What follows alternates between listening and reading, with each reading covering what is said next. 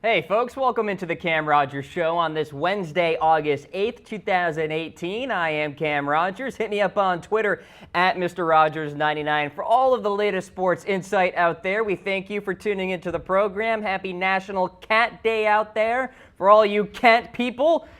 Big show. NFL rumors as well as my NFL power rankings, my first batch preseason edition. Break it down, Khalil Mack and Dez Bryant as well. And preseason odds, folks, breaking down some of the games for tomorrow night. So with that, let's get to those NFL rumors. Khalil Mack, is he going to get traded? Is it going down?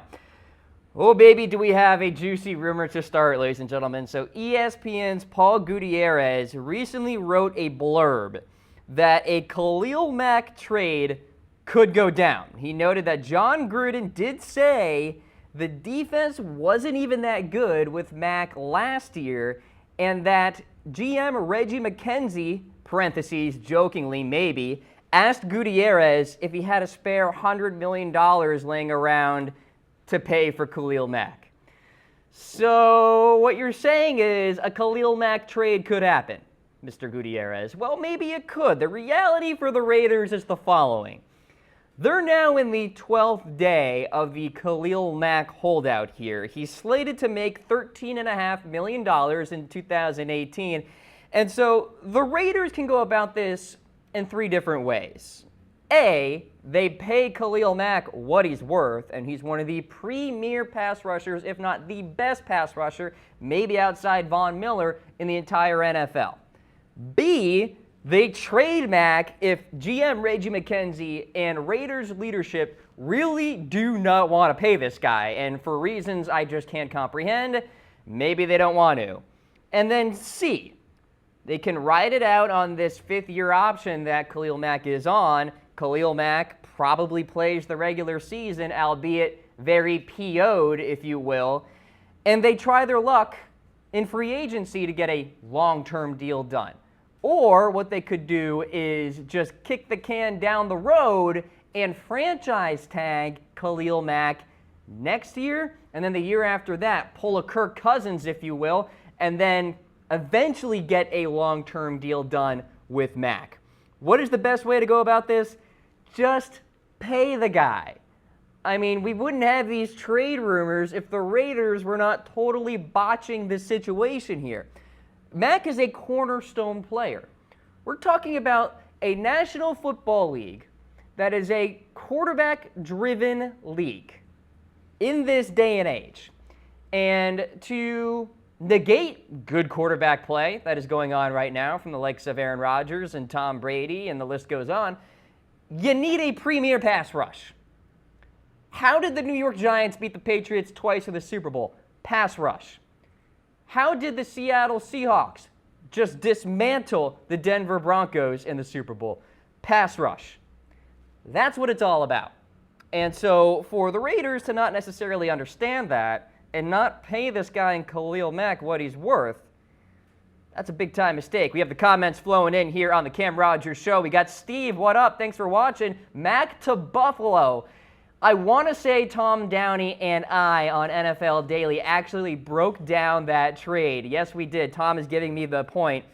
Hey, why not? Mack goes back to Buffalo. Of course, that's where he played his college career. And for the Buffalo Bills, well, they get a premier edge rusher along with Jerry Hughes coming after Tom Brady. Got Kyle Williams on the interior there, so why not? Michael, frequent watcher of the show, 49ers.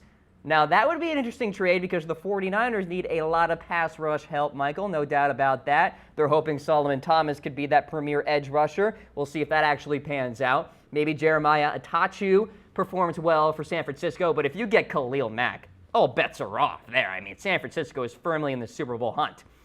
Andre is saying maybe to the Cowboys. All right, now I could see that going down. Maybe Dallas doesn't make a move for Earl Thomas. Instead, they make a move for Khalil Mack. And now you have a situation where the Dallas Cowboys could be one of the premier edge rushing teams in the National Football League. We know what DeMarcus Lawrence can do. Bring in Khalil Mack. How about that for a duo? So as we stand, Mack is still holding out with the Oakland Raiders. and is expecting some sort of lucrative long-term deal, as is Aaron Donald, as is Odell Beckham Jr., and I'll talk about them later in the show as well. Now, is a trade going to go down? In my eyes, I don't think so. The situation is, A, Mack is going to get paid, or B, the Raiders totally mess this up, and they wait until the new league year in 2019, or just before it, if you will, because Mack will be a restricted free agent. And at that point, either franchise tag him or somewhat test him on the open market, because when you're a restricted free agent, that's when you have the offer sheets and other teams out there can kind of lay down those offer sheets, and then the Raiders can match if they want. So very messy situation, folks, for one of the big-time players in the National Football League. Is a trade going to happen? Probably not, but we shall see going forward.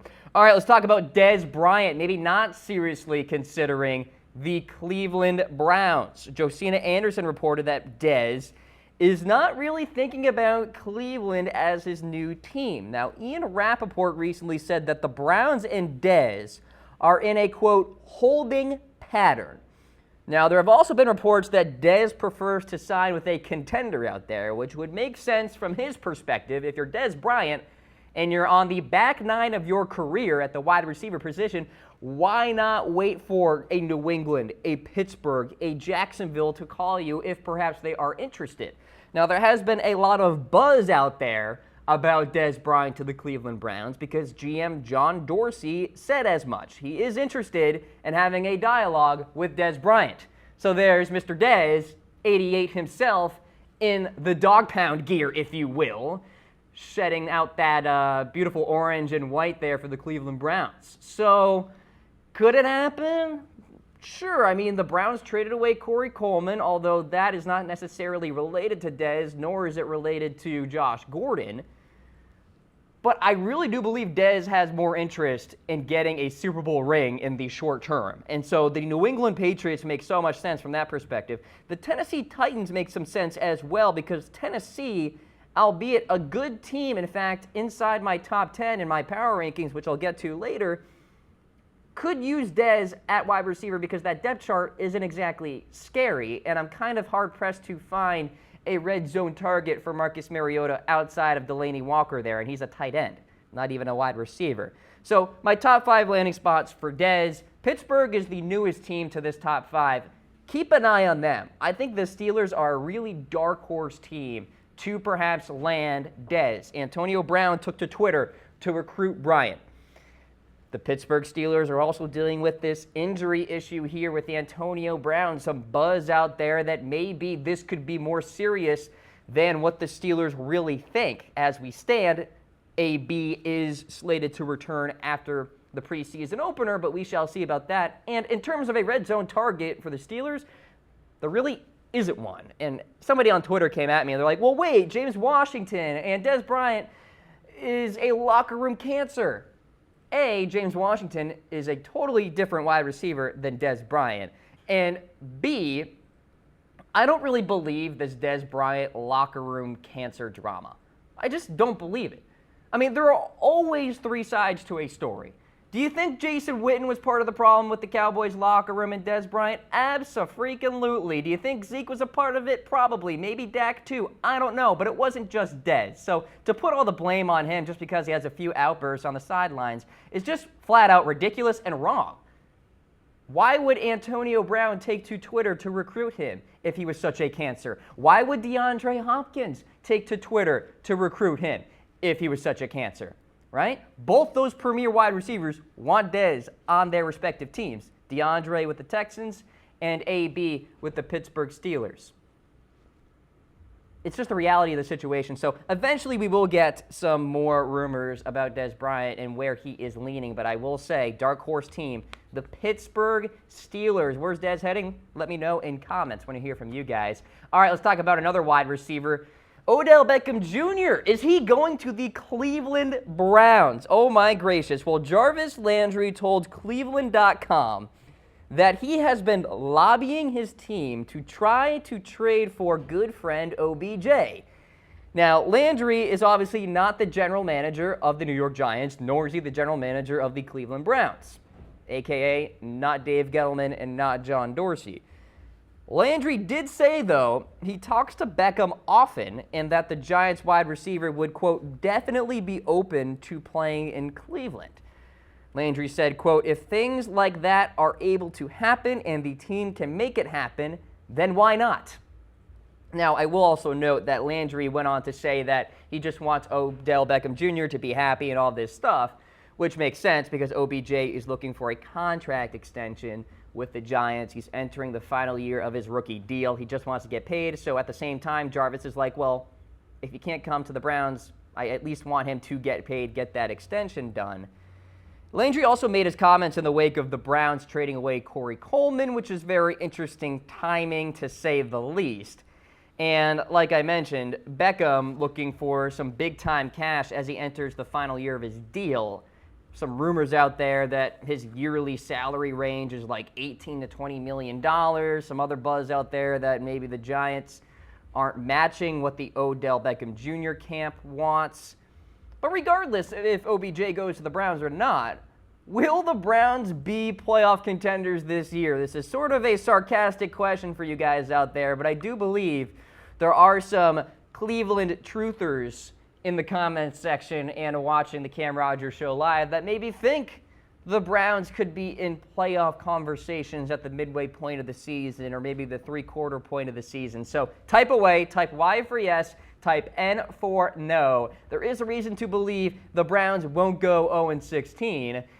Is there a reason to believe they'll be in the playoff hunt by the time the season's end and perhaps make the postseason? Probably not yet. I'd like to see a couple preseason games first, maybe that dress rehearsal game, and we'll learn more about how the Browns are meshing together, all right? So hit me up in comments. Want to hear what you guys have to say about that.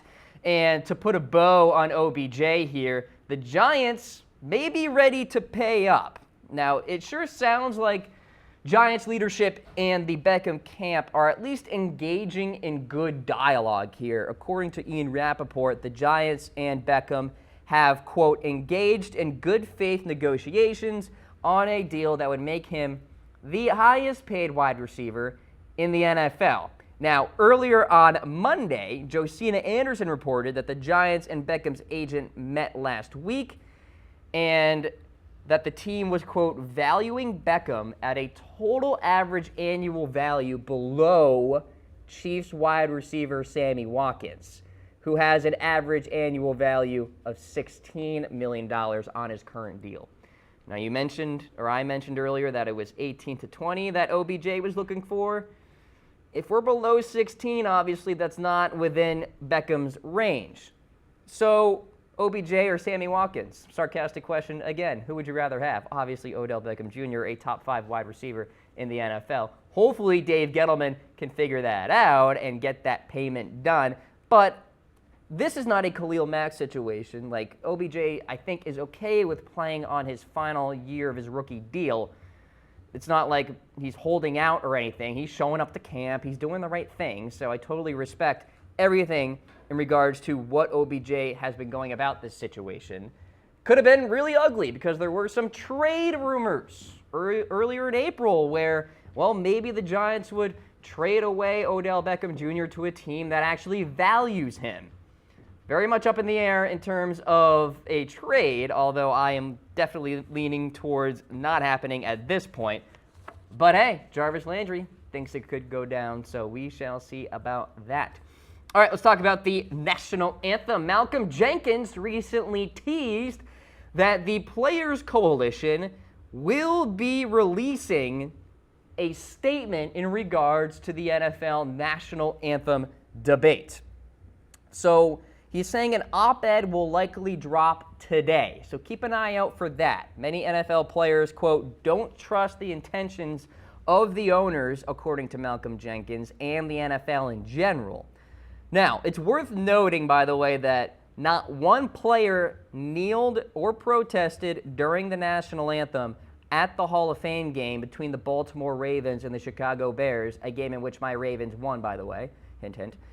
But with plenty of more games to come here, folks, it's worth watching. And I know everybody is going to be having their eyes peeled on who's going to be kneeling, who's going to be staying in the locker room, and who is going to be standing for the national anthem.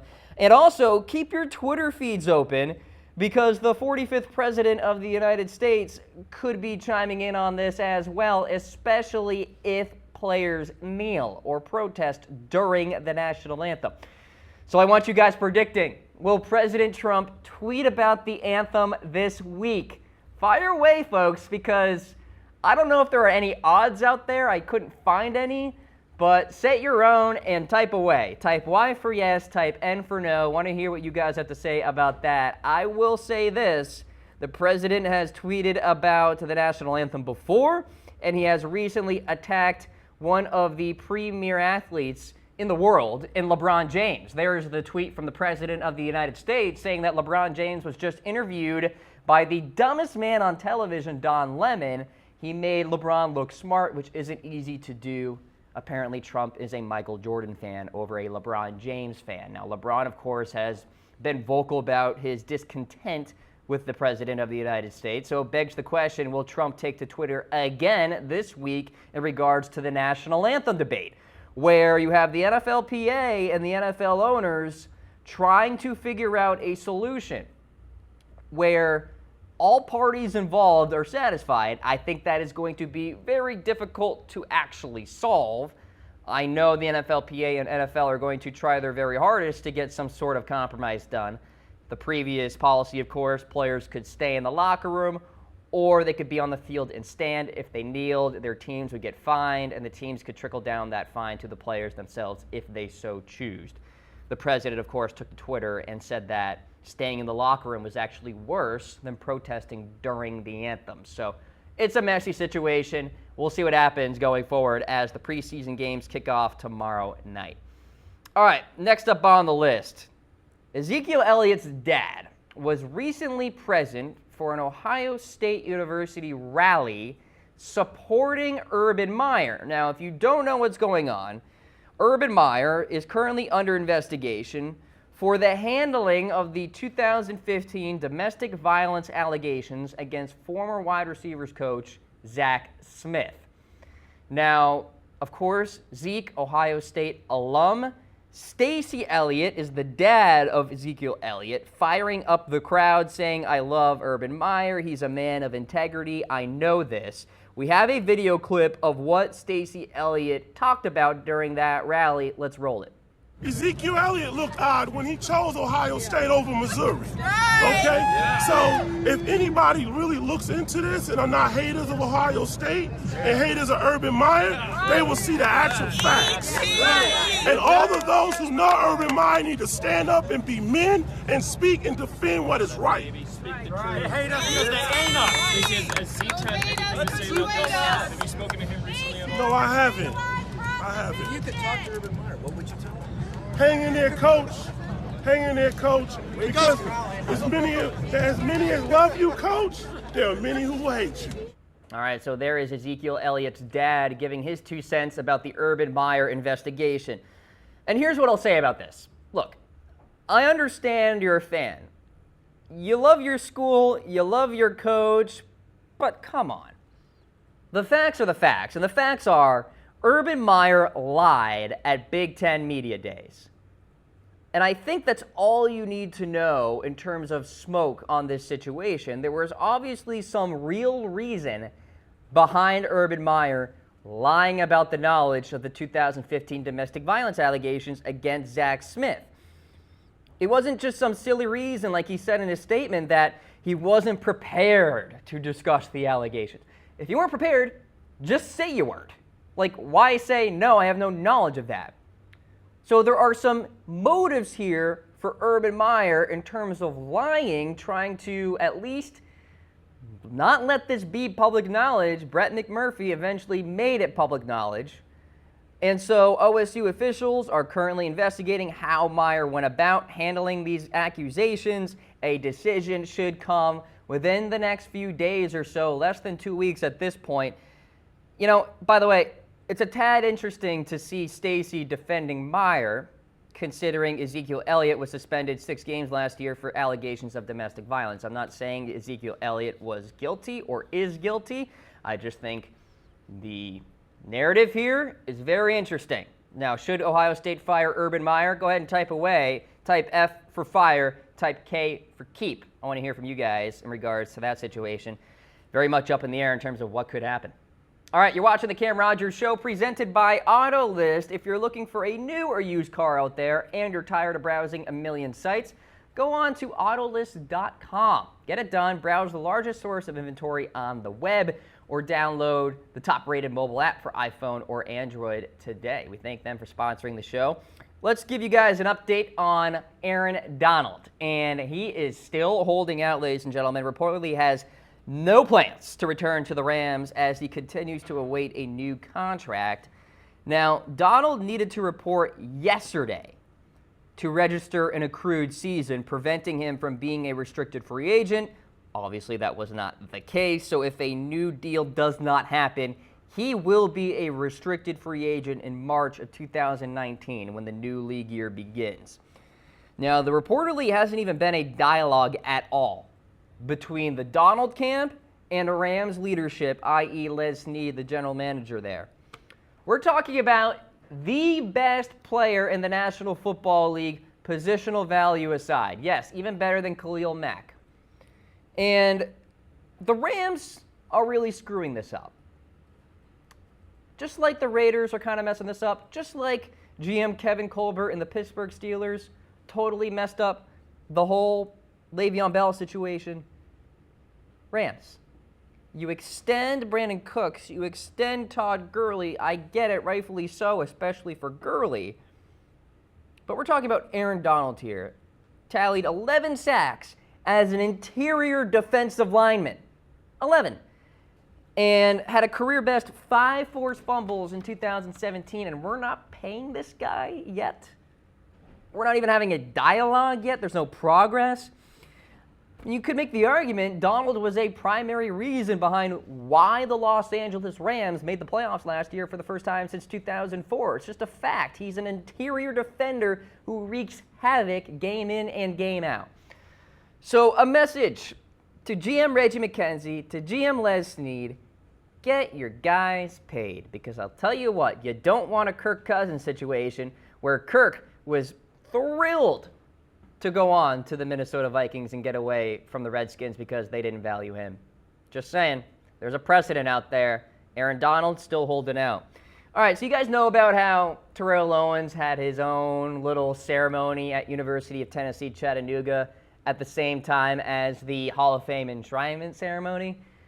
Well, apparently there's going to be a Terrell Owens rule enacted. According to Pro Football Talk, the Hall wants guarantees from inductees in advance of the enshrinement ceremony. So, like I said, T.O. did not show, made a big buzz out there across the sporting world for not going. And, by the way, I didn't mind this at all. Like, why does anybody care? Like, all the NFLers who are in the Hall of Fame, like, had a big problem with it because it was, like, disrespectful or anything. You know what's disrespectful? Taking 3 tries for Terrell Owens to finally get that knock on the door to go to the Hall of Fame. When you make 6 Pro Bowls, 5 first-team All-Pro selections in your career, I think you should at least get into the Hall of Fame at second chance, if not the first chance that you can. So I'm really curious to hear what you guys have to say about this. Did you care about Terrell Owens skipping the enshrinement ceremony? Did you think it was disrespectful? Did you enjoy the entertainment? Because I know we do like to be entertained by Mr. Terrell Owens, and you guys know that I'm a big T.O. truther out there. I liked what he did with the Hall of Fame situation. I think he sent a good message. And by the way, it was not just this entire me fest during his speeches. He was thanking the people around him. And also, I'm pulling for him in the comeback regard for the CFL and then eventually the NFL. I do think he can be an NFL wide receiver yet again for a desperate team out there, although as we sit here and talk about Dez Bryant without a team, makes you wonder if T.O. will ever get a chance. But let me know what you guys have to say. I'll be back in the comments section after the show responding to you guys. Always love to hear what you guys have to chime in on. All right, let's talk about Baker Mayfield. Apparently, his stock is rising with the Cleveland Browns. According to Benjamin Albright of Mile High Sports Radio, the Browns have been floored by Baker Mayfield so far. adding that Mayfield is farther along than what the Browns originally thought. Well, this is good, obviously, number one. And number two, this kind of falls in line with my thinking in terms of the quarterback class here. Baker Mayfield is the most polished quarterback out of all of them this year in terms of the rookies. I always thought he was the most NFL ready, and he may be the first rookie quarterback to actually get a chance to start during the regular season, as our friends at BetDSI give us the odds for who will start week 1 for the Cleveland Browns. Tyrod Taylor at -600, obviously the heavy favorite. Now, Hugh Jackson has said that it's going to be Tyrod Taylor. He's not changing his mind. But I think Hugh Jackson should probably understand that he should probably do whatever it takes to get, more than 0 wins in a season. So I think he will be willing to start Baker Mayfield if it gets to a point where Baker's uber impressive during the preseason. So it's time for you guys to play Hugh Jackson, if you will. Who should the Browns start week 1? Type B for Baker, type T for Tyrod. I want to hear from you guys in regards to this Cleveland Browns quarterback situation. BetDSI heavily on Tyrod, but if you want to make a few bucks here, throw some change down and believe in this rumor that I have for you guys. Why not throw some money down on Baker Mayfield and maybe you get a nice little payout? All right, so who knows? All right, let's talk about Chris Godwin, who's getting a ton of buzz at the wide receiver position for the Tampa Bay Buccaneers. All aboard the hype train, folks, because the buzz is saying that he could be a starting wide receiver alongside Mike Evans for the Tampa Bay Bucs. So that would obviously supplant Deshaun Jackson, who would be the number 3 wide receiver you would think at that point. Then there's Adam Humphries as well. Obviously, Evans is your number 1 guy. This is interesting from a few perspectives. Number 1, Dirk Cutter is willing to take some chances here and push down Deshaun Jackson on the depth chart, move up Chris Godwin, and also the other perspective from fantasy football sides of things, maybe Godwin would be a nice little selection during the draft. Mike Evans obviously is a premier fantasy player, had a down year in 2017 amidst all the hype there with the Tampa Bay Buccaneers. But if Godwin gets a good amount of target share out there for Tampa Bay, and I could see Ryan Fitzmagic slinging it around for the first few games and then Jameis Winston doing the same, Godwin could be a very viable PPR option, given if Adam Humphries doesn't, take in all that target share as well, and they have Cameron Brate and O.J. Howard. So a lot of mouths to feed, but Godwin would be a nice little late-round flyer there for you fantasy football players out there. All right, let's talk about Antonio Brown. He is reportedly close to practicing. There are some conflicting reports out there in regards to that.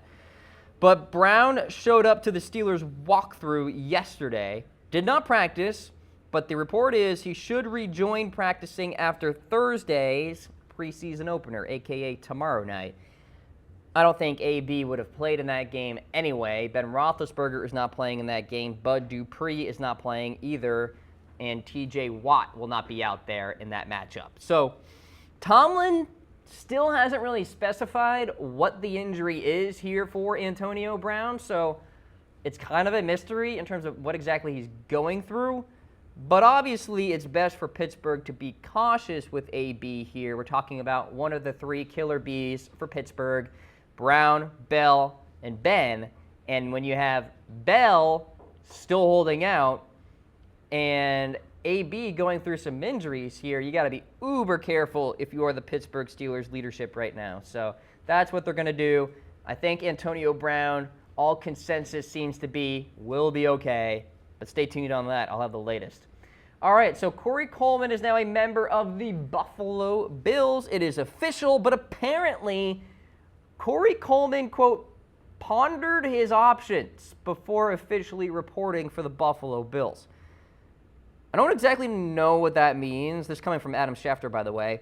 Perhaps Coleman's hunger is in question, but he did say he has something to prove with the Bills and noted, quote, "It feels good to be wanted." So, yeah, I guess he still wants to play football. I don't really know what pondering your options exactly means. It's either you play for the Buffalo Bills or you retire. And then you come back and you're still on the Buffalo Bills because they have your rights. So I don't know. Now, it should be noted that week 2 of the preseason for Buffalo is the Corey Coleman revenge game, folks. The Bills and the Browns, week 2 preseason. Tune in. I'm sure Coleman will be playing at least a couple of series. Maybe a few more, who knows? But I'm sure he'll want to be out there to prove himself for the Buffalo Bills. By the way, a team that doesn't exactly have a compelling wide receiver depth chart as we stand. And as we stand right now, you're watching the Cam Rogers Show, presented by AutoList. If you're looking for a new or used car out there and you're tired of browsing a million sites, I am here for you. Go to Autolist.com, get that car shopping done in a flash, or download their top-rated mobile app for iPhone or Android today. All right, how about this? Antonio Callaway cited for marijuana possession. Oh boy, the legal troubles continue for Mr. Callaway, rookie wide receiver here. So the 21-year-old was pulled over at about 3 a.m. Sunday for failing to yield for oncoming traffic. All right, life advice, folks. Nothing good happens between the hours of 2 a.m. and 5 a.m. As they used to say in college, it's crime time. Don't go out during those hours because sketchy stuff goes down. So don't be driving at 3 a.m. and not yielding to oncoming traffic. Just not a good plan. So there's your fatherly advice from Cam Rogers. Don't worry, I am not a father. I'm just giving fatherly advice. Now, for Antonio Callaway, he did say that the weed was not his and that he was shipping his car from Florida to Ohio and he let other people use it, before the car was shipped out. And I almost believe him. He let the police search the car. Why would he let them search the car if he knew there was weed there? It just wouldn't make any sense. So I'm actually kind of in line here with what Callaway is saying. And as a rookie wide receiver trying to make some noise on an NFL team, I don't think they would ruin their chances at making the team with weed. Like, that just is silly in my eyes. So I don't think he's in all that much trouble. We'll see. By the way, previous to this news, he was like rising up the depth chart too, creating a lot of buzz during training camp for the Cleveland Browns. So there you go.